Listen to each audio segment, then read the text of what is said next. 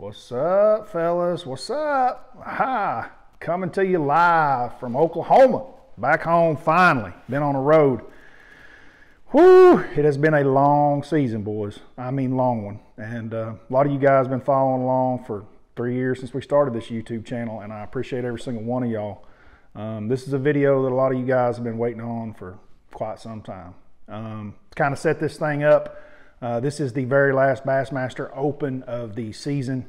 I have been from coast to coast, east to west, north to south. I guess we haven't been coast to coast, so we didn't go to the west coast, but you get the idea. I've been to the east coast 4 times from Oklahoma and back, so it's been a long season. And trying to qualify for the Elite Series. It's what I've been trying to do for quite some time now, as you guys know, and I have included y'all all along. Down to the last wire, down to the last tournament, sitting in 4th or 5th, tied for 5th or 6th in the Centrals, going into the last event, and 8th or 9th in the overall. They're going to take top 3 out of each one of them. These are full 200-something boat fields, and it's been an uphill battle, an uphill climb. Man, got a great video for you guys today. Has some really good fish catches. Like I told y'all before, man, it is very difficult to climb this mountain. Some guys do it quickly and easily. I have not been able to do that. It's been a tough road, but maybe, just maybe, at the end of this one and the next one, we might just get it done. So before any further, appreciate every one of y'all being here. Love all y'all for the support. I cannot believe the outcrying of support that I got after this event was over. I truly am thankful for every one of y'all. I never dreamed that YouTube and social media could be as big and powerful as it is to bring all y'all into my life. The struggles, the high points, the low points, and there's both of those in this video right here today, highs and lows, and you're going to see them. Let's get to it. Morning, boys. Welcome back. Final event, Sam Rayburn. Got Mr. Rick with us this morning. Bundled up, a little cool, mid-October. The last of 9 derbies. So, see how it goes. About to call boat numbers. We need a strong day. Not top 40, not top 30. 14, 15 pounds of salvaging, 17, 18, 16 is realistic. 17, 18 would be great. That's where we're at. Rick and I are ready to catch them this morning. We are.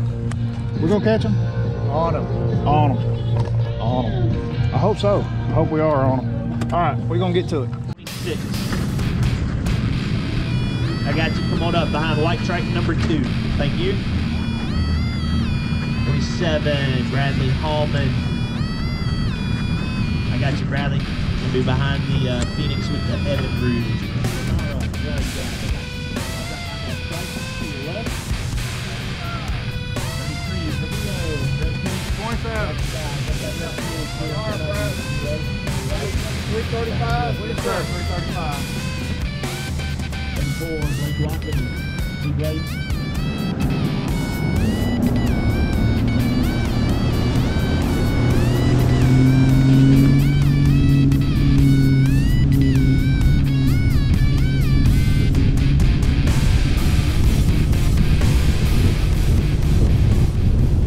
This derby starts fishing in the grass. Like, that's what I want to do. It's what I've done all through practice. It's what I'm going to do. I'm either going to throw top water or I'm going to fish in the grass, either crank and chatterbait and something like that.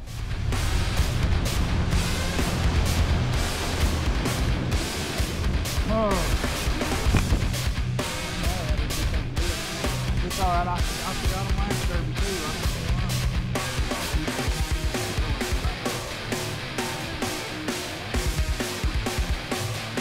Come on, Rick.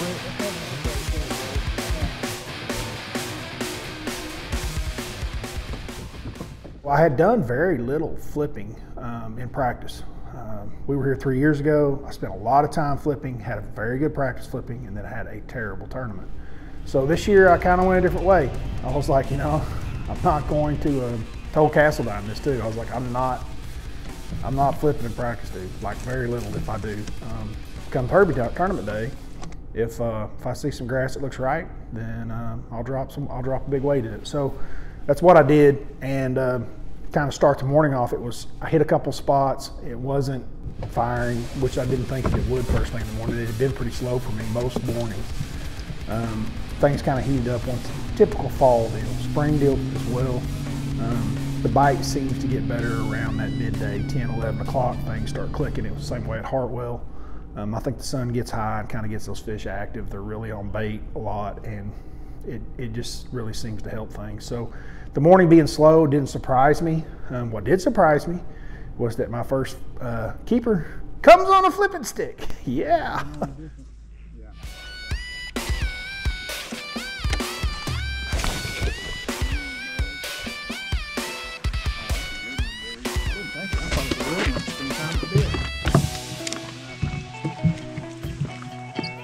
So skinny.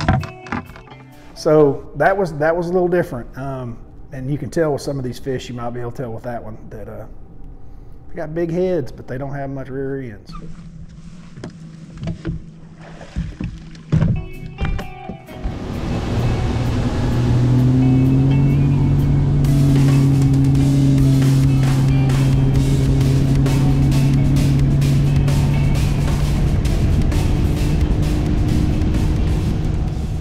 You're going to see me with a bait that is not a Spro bait. That is Todd Castledown's bait. That's the Hybrid Hunter. He's got a lot of confidence in it, and I do too. I spent some time with him, and I understand why.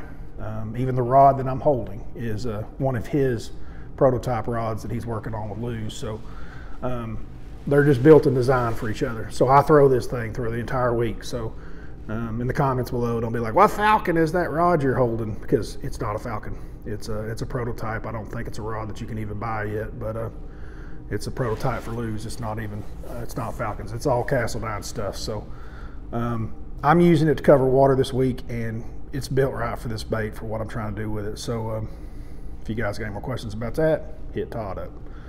I hit a little stretch down there that's hot. It's firing. The sun's kind of gotten up, and I catch 3 or 4 fish down this stretch, and it was a place that I'd had a couple bites. It really wasn't any different than some of the other places that I had bumped throughout the day already this morning and been unsuccessful at getting bites. So, you know, what makes those fish fire? Because they hadn't left the other places. They're just not biting. I'm not sure, but this place really kind of comes in for me and really helps.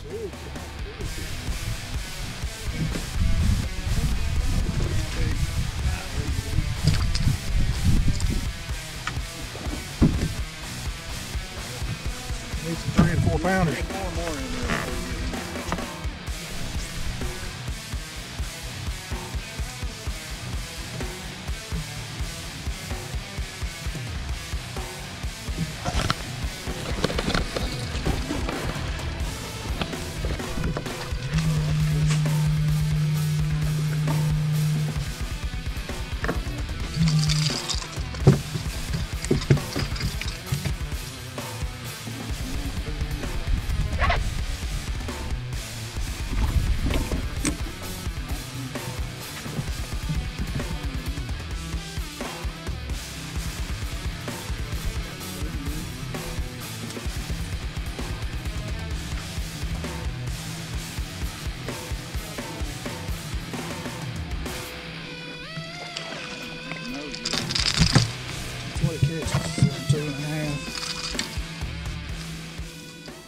Towards the middle of the day, I've got 3 or 4 fish in the boat, and like I told y'all, I knew I was going to have to take some risks in this tournament, and I didn't have brush pile fish where you go catch a 7 or 8 pounder like some guys were doing in this event.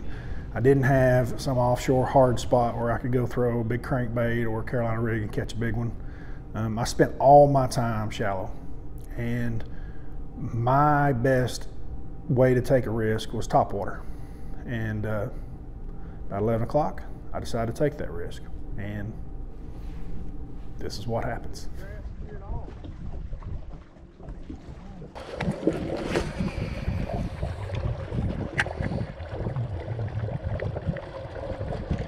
Good God, that's her. Giant. Oh yeah. Stay hooked up. Stay hooked up. Oh yeah, baby, stay hooked up. Stay hooked up. Come on, stay hooked up. Oh my gosh. Stay hooked up.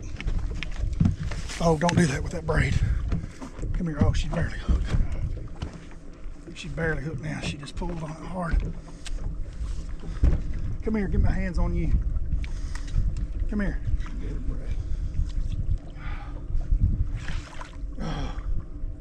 Get some more hooks on your face. No, don't do that. Come here. You're just not done, are you? Oh, let me land you. Please, Lord, let me have this fish. This is what I need. This is a difference maker. Yeah, that is a difference maker. Don't let her get enough. She's in it. I didn't see it till you said that. She's in it. Now, get on the other side of it. I don't even feel her.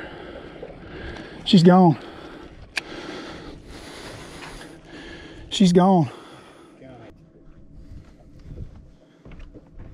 What traction did you go under it this side or the other side? This is how my whole year's been. Just like this. I've had so many big fish and it ain't my day. Dude, that's terrible. The whole year's been like this. She can still be on there. If we tree it. Tree. Oh, damn tree. Just don't let that limb break. That whole damn tree. She's on there. Yeah. Hang on. Hold on to that tree. I got it. There she is. There she is. I know. She's on this side, Brad. Oh my God.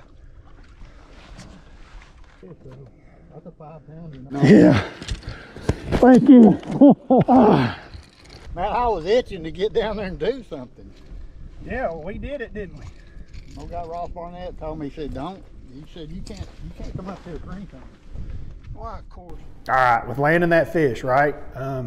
We've talked about this. Man, this year, I don't know, for whatever reason, and you even saw it in that video, like I'm upset that like I've lost these fish at these critical moments all year long. I can think like 5 tournaments, which is uncommon for me, very uncommon. But they have been coming off. You need a little bit of luck, no matter who's doing what, no matter how great of an angler they are, they have to have things going their way. I mean, I'm rooming with a guy that's been leading the points all year long. Trust me, there are things going John's way. You have to have breaks, and the break that I get here is that fish is still on there. You know, thank God I'm using braided line on my top water. Without that, it doesn't stay hooked up. Thank God I'm throwing a bait that's got 3 hooks on it, or maybe she doesn't stay hooked up. But that fish is a difference maker, and that's the motivation that I need to go throw this bait the rest of the day, because now I've got, you know, 13 pounds. I knew that 15 was kind of my floor ceiling of where I wanted to get to, or floor of the ceiling that I needed to get to, the minimal, to have a shot at making the Elite Series. So I need another big bite, and that's pretty much how I roll out the day.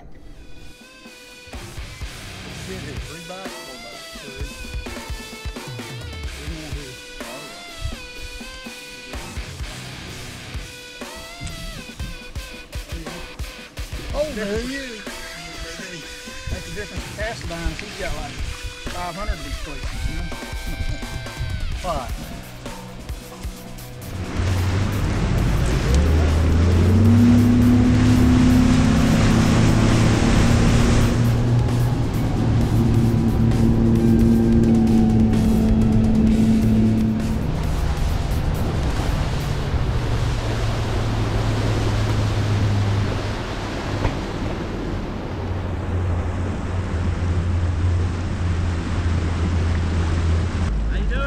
Good, how you doing? 27. Huh? 27. 27, thank you. Yep.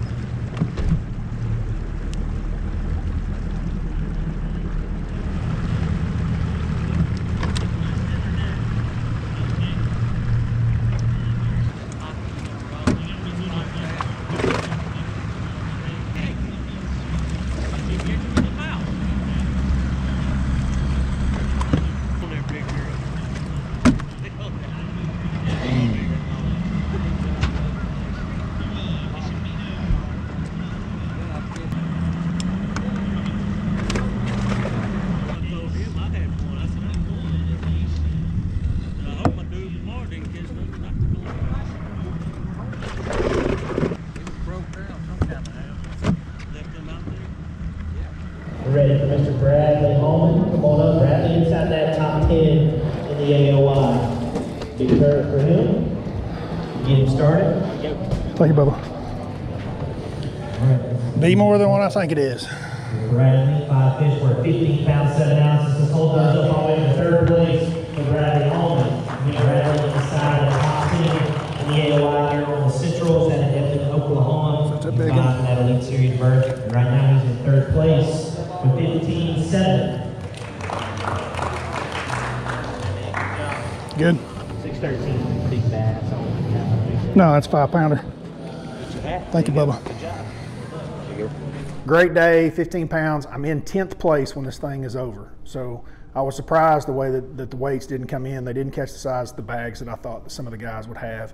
I'm sitting in 10th place, which is perfect going into the last day. It's actually jumped me up into first place in the points in the Centrals. They come out about 8 o'clock at night that night. I'm leading the points in the Central at this point, sitting in 10th place. Now, with that being said, a lot of the really good anglers that were around me, the James Niggemeyers, the Nick LeBruns, you know, that were around me in those points, they caught them too. They did. And they're just a little bit behind me. So a big slip by me, you know, if I was to come in here with 8 or 9 pounds tomorrow and really leave the door wide open, it's not going to take much room for a lot of those guys to pass me. There's a lot of moving parts going into day 2 as far as points, and anything could happen. So day 2 is going to matter, and it's going to matter a lot. But I've got some ideas up my sleeve. I've actually got a whole nother end of the lake that I practiced on that I honestly felt like was better than where I went today. So really looking forward to day 2. You guys will catch that on the next video, and we'll get to that. Guys, once again, really appreciate every single one of y'all being here, joining me. Don't forget, bump that like, hit that subscribe, and until next time, I'm out of here.